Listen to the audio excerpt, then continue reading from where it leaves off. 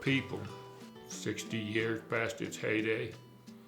The Postal Service made a run at closing our post office. You can't have a town without a post office. If you haven't got a zip code, you don't exist. 35 or 40 people showed up to stop the post office department from closing the post office in town. We're a small town, but we get together.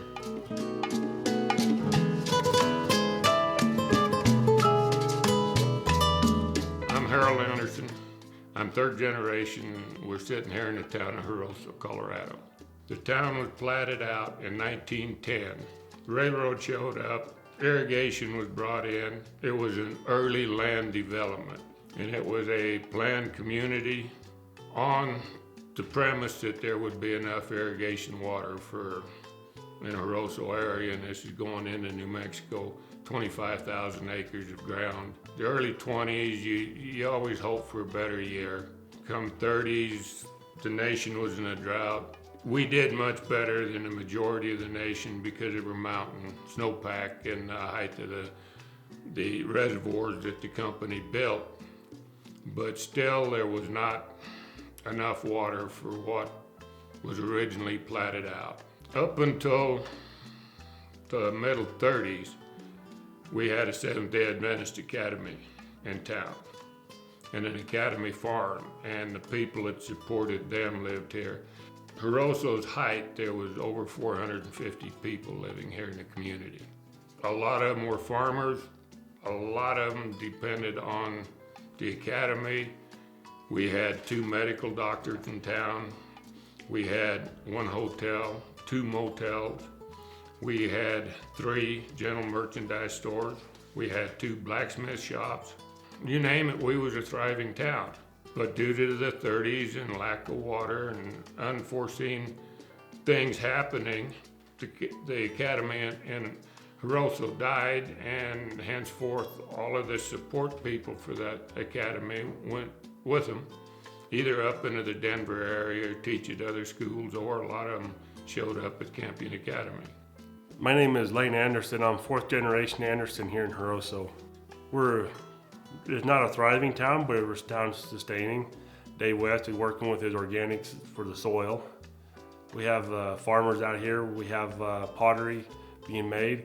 We have a bunch of handymen that live in the area too. If there's a problem, we have a gentleman that lives up here in Amalia, New Mexico. He's been around construction his whole life. You can call, people call him up, I got something wrong with my furnace, my hot water heater. We could probably make it, no matter what happened, we could probably make 2 or 3 phone calls and find somebody to figure out what we got to do to fix this problem. We are one of the few towns, small town, in basically the valley. I can get to the post office and show you a whole bunch of post offices in the valley that are no longer here. Most of them were closed in the 30s and 40s and 50s. But we're still here, we still have a zip code. We have our own identity.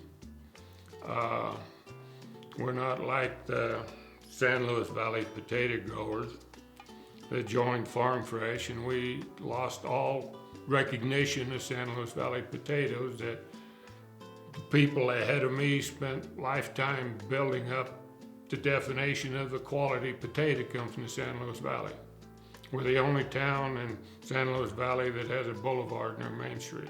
We do have people that still believe that Jaroso is still a thriving small town.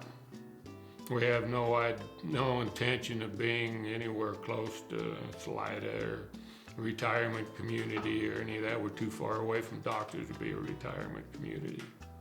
But we're still here and we're still plugging away. Living in Jaroso, as far as what it feels like, and the meaning is, it's a great feeling to be part of something too.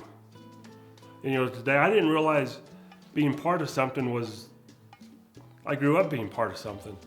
We had a neighbor, hired a guy, we become pretty good friends. Him and his wife both came from Portland, Oregon. Okay, the big city, they came out here. To me, everybody's built something with their hands. Josh told me, he said, I didn't build anything. I didn't know what it was like to build anything until I was working around you. It set me back a little ways thinking, we have lost something. not just rural America, but everybody. Being part of that, being part of something that you're creating, not creating, but you're building it better, or building in the shop. It's amazing what we've actually turned out to make things work. It's a small town, rural life at its best. You know, we haven't got the 7-Eleven down the street, and we definitely haven't got Walmart, but we've got each other. That's basically all you need. This video was created by the Sangre de Cristo National Heritage Area as part of their work in historic preservation and telling the stories of our community. Thanks for watching.